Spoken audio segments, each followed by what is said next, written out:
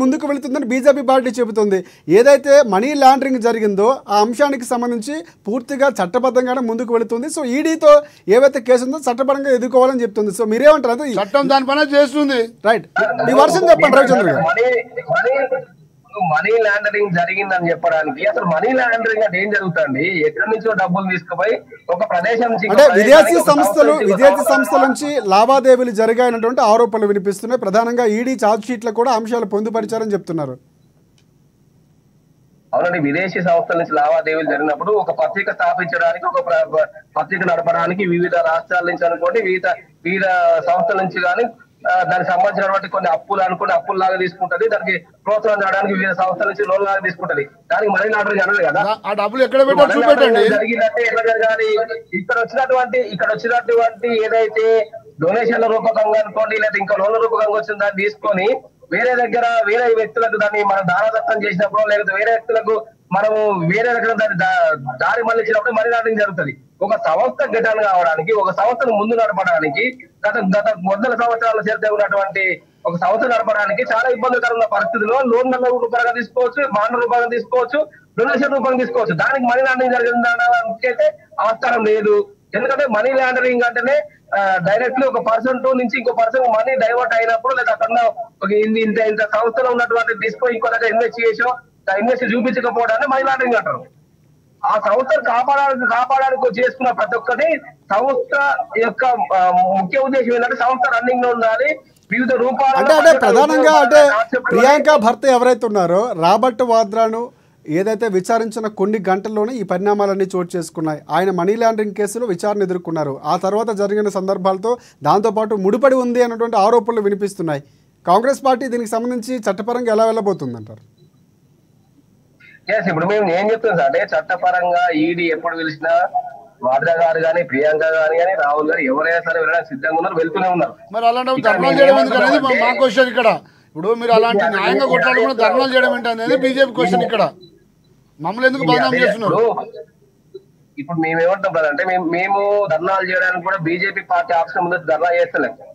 మేము ఒక ముందు వచ్చి ధర్నాలు చేస్తున్నాం. తెలంగాణ ప్రజలు మీకు ఓట్లేసి గెలిపించిన ధర్నాలు చేయడానికి కాదు, పరిపాలన చేయడానికి, ఇచ్చిన పథకాలు ముందుకు తీసుకుపోవడానికి, ఢిల్లీ తిరగడానికి, ఢిల్లీకి సూట్ కేసులు మోయడానికి కాదు. తెలంగాణ ప్రజలు మీకు సీట్ ఇచ్చింది ఢిల్లీకి సూట్ కేసులు మోయడానికి కాదు. ఏది మనీ లాండరింగ్ కేసులో ధర్నాలు చేయమని కాదు. తెలంగాణ నుంచి ఉన్న బీజేపీలో ఏం చేస్తున్నారు? తెలంగాణలో ఉండి బీజేపీ వాళ్ళు ఇక్కడ రప్పించుకుంటారా? మీరు న్యాయంగా కొట్టడానికి ట్రై చేయండి కానీ ఇక్కడ ప్రయత్నించండి. కానీ మీరు ధర్నాలు చేస్తూ బీజేపీని నిందిస్తే ఊరుకోమని చెప్తున్నాం. ఢిల్లీకి పోతలేరా తెలంగాణ నాయకులు? తెలంగాణ బీజేపీ పార్టీ ఢిల్లీ కాకుండా సొంత నిర్ణయాలు తెలంగాణ బీజేపీ సంస్థ డబ్బులతో పోతున్నాం, మా పార్టీ ఫండ్తో పోతున్నాం, గవర్నమెంట్ డబ్బులతో వాడుకోవట్లేదు మేము. కానీ శ్రీనివాస్ రెడ్డి గారు మోదీ గారు డబ్బులతో పోతున్నాం.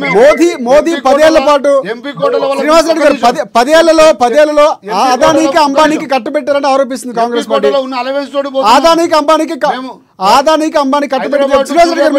వాడుకోవట్లేదు మేము. హైదరాబాద్ వరంగల్ హెలికాప్టర్ వాడుకోవట్లేదు. ప్రజల సొమ్మును దుర్వినియోగం చేయట్లేదు మీలాగా. ఆదానికి అంబానీ కట్టబెట్టారు కాంగ్రెస్ పార్టీ ఆరోపిస్తుంది. శ్రీనివాస్ రెడ్డి గారు రాష్ట్ర ప్రభుత్వంలో ఉన్నటువంటి రాష్ట్ర మంత్రులకు, రాష్ట్ర ముఖ్యమంత్రి గారికి వారి పరిపాలన విభాగంలో ఉన్నటువంటి సమయాన్ని వెచ్చించుకోవడానికి దాన్ని ఇప్పుడు వాళ్ళు హెలికాప్టర్ తిరుగుతారు. మిగతా 6 మంత్రులను వేయడానికి 6 నెలల నుంచి తిరుగుతున్నారు ఢిల్లీకి, హైదరాబాద్. మీరు మాట్లాడుతున్నారు ఇలా భారతీయ జనతా పార్టీని అడుగుతున్నారు అంటే నిజంగా ప్రజలు మిమ్మల్ని ప్రజలు చూసి నవ్వుకుంటున్నారు. కాంగ్రెస్ ప్రభుత్వం చూసి 6 మంత్రి పదవులు ఇచ్చుకోవడానికి ఢిల్లీకి, హైదరాబాద్ తిరుగుతున్నారు మీరు. మీ పరిస్థితి అది. ఇప్పుడు మీరు మాత్రం డైరెక్ట్ మీరు హైదరాబాద్ ఇస్తారా? మీరు మంత్రి పదవి బంద్ చేసి హైదరాబాద్ రాసిచ్చారు. తెలంగాణలో ప్రభుత్వం చూపిస్తాం పరిపాలన ఎట్లుంటుందో. కిషన్ రెడ్డికి హైదరాబాద్ రాసిచ్చారా? అట్లా రాసేనే కదా.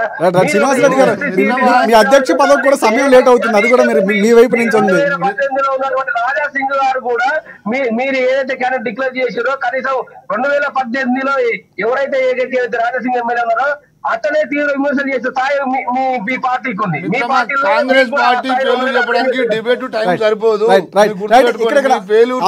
అంశం సైడ్ ట్రాక్ అవుతుంది.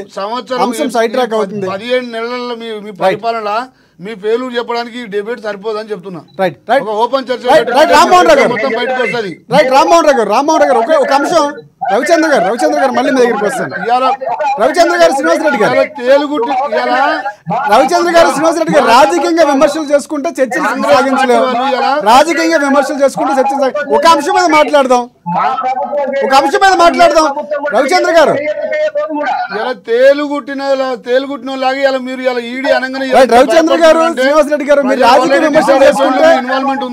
విమర్శలు చేసుకుంటే చర్చ కొనసాగదు. మీ ఇన్వాల్వ్మెంట్ ఉందని ప్రజలకు అర్థమైపోయింది. ఇంతవరకు చరిత్రలో ఈడీ కేసు ఉంటే ఎవరు రోడ్డు మీద ధర్నా చేయలే. రైట్, ఈడీ కేసులు పెట్టిన చాలా కేసులు ఉన్నాయి ఈడీలలో, రాజకీయంగా ఉన్నాయి, కానీ ఏ రాజకీయ పార్టీ వచ్చి ధర్నా చేయలే. ఇలా మొట్టమొదటిసారి కాంగ్రెస్ పార్టీ తెలంగాణలో దిగజారిపోయి ధర్నా చేస్తుంది. ఒక న్యాయస్థానం ఉన్న కేసు గురించి న్యాయస్థానం మీద గౌరవం ఉంటే, మీకు రాజకీయ పరిణయం ఉంటే మీరు ఇలాంటి ధర్నాలు చెయ్యరు. వాడుకునేది బీజేపీ పార్టీ ప్రభుత్వం అండి. న్యాయస్థానం మీద నమ్మకం వాళ్ళు ఇలాంటి ధర్నాలు చేయరని చెప్తున్నాం. అదే చెప్తాం మిత్రమా, ఏం చెప్తాం అంటే మేము సంఘీభావంగా ఎవరైతే ఈడీ నోటీసులు ఇచ్చి వాళ్ళని దుర్మార్గంగా హింసిస్తున్నారో వారికి సంఘీభావంగా వారికి న్యాయం జరగాలనే విధంగానే మేము ఇక్కడ ధర్నాలు చేయడం. బీజేపీ నుంచి తీసుకుంటున్నారు. ఈడీ మోడీ అని ఎందుకు అంటున్నారు మీరు? మోడీ అని ఎందుకు అంటున్నారు మీరు? మోడీ కన్సర్న్లో పనిచేసేదే ఈడీ. మీకు అలాంటి అనుమానాలు ఉన్నప్పుడు మీకు ఎవరు సమానం ఎవరు చెప్తారు? మీకు అలాంటి అనుమానం అంటే అది ఒక స్వతంత్ర సంస్థలు అవి. రైట్ రవిచంద్ర గారు, ఈడీకి సంబంధించిన అంశం, ఈడీని కాంగ్రెస్ పార్టీ స్టార్ట్ చేసింది. ఒకసారి మనం రామ్మోహన్ రావు దగ్గరికి వెళ్దాం. రామ్మోహన్ రావు గారు, దీన్ని క్యాన్సిల్ చేయాలి, ఈడీ సంస్థను తొలగించాలని అఖిలేష్ యాదవ్ లాంటి వారు కొంతమంది మాట్లాడుతున్న సందర్భాలు కూడా ఉన్నాం. అసలు అంటే సమస్యలపైన అనుమానాలు రేకెత్తించేలాగా రామ్మోహన్ రావు గారు ఏమంటారు చెప్పండి. రాజశేఖర్ గారు, ఇప్పుడు వీధి పోరాటంగా మార్చింది దీన్ని. ఇప్పుడు కోర్టులో తేలాల్సిన అంశాలను వీధి పోరాటంగా మార్చింది రెండు పార్టీలు. అందుకని నేను మౌనంగా చూస్తున్నాను. ఇద్దరు పరస్పరం అనిపిస్తుంది. చెప్పాను కదా, గతంలో సిబిఐ గురించి, ఈడీ గురించి బీజేపీ కాంగ్రెస్ అధికారం ఉన్నప్పుడు మాట్లాడింది. ఇప్పుడు బీజేపీ అధికారంలో కాంగ్రెస్ వాళ్ళు మాట్లాడుతున్నారు. ఆ వ్యవస్థలు సక్రమంగా పనిచేసిన సమస్య రాజు. నేను చెప్పిన సృజనా చౌదరి నుంచి పొంది అన్ని ఉదాహరణలు చెప్పుకొచ్చాను. కేసు ఇవాటి కాదు, దాని నుంచి నడుస్తున్నది. వాళ్ళు A1 A2గా వాళ్ళ పేరు నమోదు కాగానే ఏం చేయాలి? వాళ్ళు కోర్టులో కొట్లాడుకోవాలి. ఇప్పుడు ఇంకోటి ఛార్జ్ షీట్ కూడా ఇంకా ఫైనల్ కానీ ఛార్జ్ షీట్ వేసిండ్రు, కానీ యాక్సెప్ట్ చేస్తా చేయదా 25 ఏప్రిల్ తేలుతుంది. తేలే ముందు వీళ్ళు ఏమంటున్నారంటే, నేను స్పష్టంగా చెప్తున్నాను, ఈడీ పెట్టిన కేసుల్లో కోర్టులో కొట్లాడుకోండి అంటున్నాడు. వీధి పోరాటం వద్దు. మీరు చేసిన తప్పే, వాళ్ళు చేసిన తప్పే. బీజేపీఎం గురించి కూడా చెప్పాను, రవిచంద్ర మీరు రాలేదు. నేను బీజేపీఎం కూడా చేయడం కరెక్ట్ కాదంట. వాళ్ళు ఏమంటారంటే, అద్దంకి దయాకర్ లాంటి వాళ్ళు డైరెక్ట్ గా మోడీకి తిడుతుంటే మేము ఎందుకు కూరుకుంటామని వాళ్ళు అంటారు. అందుకే వీధి పోరాటం అయ్యేది కాదు కదా. ఈడీ మీద చాలా ఆరోపణలు ఉన్నాయంటున్నాను. నేను స్పష్టంగా చెప్తున్నా. ఏ ప్రభుత్వం అధికారంలో ఉంటే ఆ ప్రభుత్వానికి కొత్త పడుతుందని చాలా ఉదాహరణ చెప్పుకొచ్చిన. ఫస్ట్ నేనే మాట్లాడినా. దీన్ని ఎప్పుడు ఏమంటున్నా అంటే, మనీ లాండరింగ్ లేకుండా, అంటే డబ్బులు హవాలా మనీ చేంజ్ కాకుండా ఈడీ పెట్టడానికి వీల్లేదు. కానీ కాలబెట్టింది కదా. ఉదాహరణ నేను సందర్భం వచ్చి చెప్తున్నా. తెలంగాణలో ఈ కార్పొరేషన్ లో డబ్బులు ఎక్కడైనా డబ్బులు మారినా ఎక్కడ చేతులు కేవలం చెక్కులు మారిన ఒక సంస్థ ఇంకో సంస్థకి ఇచ్చి ప్రభుత్వం ద్వారా RBI ద్వారా పోయింది. ఆదాయ పన్ను చూపించలేదు కనుక 8 కోట్లు ఫైన్ పడ్డది. అటువంటి దాంట్లో కూడా ఈడీ ఇన్వాల్వ్ అయింది కదా. అక్కడ డబ్బులు ఎక్కడి? నేను కేరళ సమర్థిస్తుంది కాదు. అంటే ఈడీ ఏం చేస్తుందంటే, తమకు అనుకూలంగా ఉన్న ఏ ప్రభుత్వం కేంద్ర ప్రభుత్వం ఉంటే వాళ్ళ వ్యతిరేకల మీద కేసు పెడుతుంది అని అంటున్నాను. బీజేపీ కావచ్చు, అంతకుముందు రామ్మోహన్ గారు కంక్లూడ్ చేయండి ఫైనల్ గా. దీనివల్ల విశ్వసనీయత దెబ్బతీయకండి. దయచేసి ఈ సంస్థల విశ్వసనీయత దెబ్బతీయకండి.